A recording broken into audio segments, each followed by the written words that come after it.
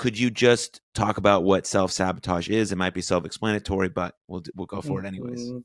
Sure. So self-sabotage is when we consciously or subconsciously interfere with a successful outcome in our lives. We're working hard on achieving a certain goal and we obfuscate or interrupt that process. And there can be many different reasons for why.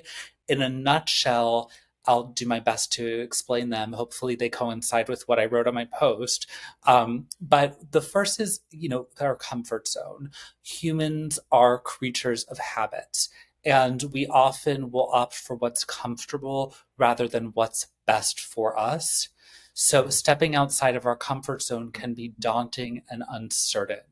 So, we tend to settle for what feels safe and familiar, even if it means sacrificing our sense of growth or personal fulfillment. So we, again, as human beings, we opt for what's familiar, what's comfortable over what's best for us. And that's really important to know. We're primed for familiar rather than fabulous.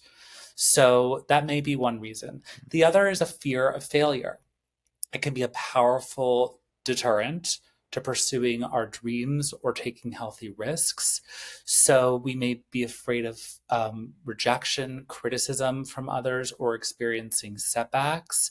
So we may settle for fine or good enough rather than striving for excellence. Another could be external validation. And society, as we know, puts very specific markers on what success is.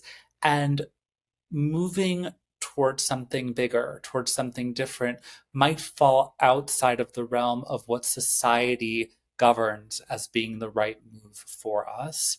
So, staying in that zone of what is customary or what is expected can sometimes be a part of interfering with our process of growth and development and really self sabotaging. Having limited self beliefs Mm. and self doubt is something that's really important. It can hinder our confidence. It can prevent us from striving for more, right? We might convince ourselves that we're not capable of something better, leading us to settle for less than what we truly deserve.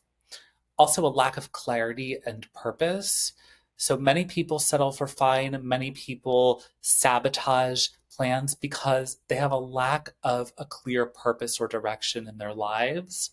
And so it's really important that we get cognizant and clear on what our vision is, what it looks like to experience personal fulfillment. And the last is complacency.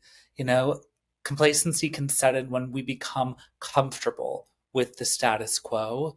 And sometimes we may opt for comfort over what's best for us. So self sabotage is sometimes more comfortable than pursuing our greatest achievements and goals.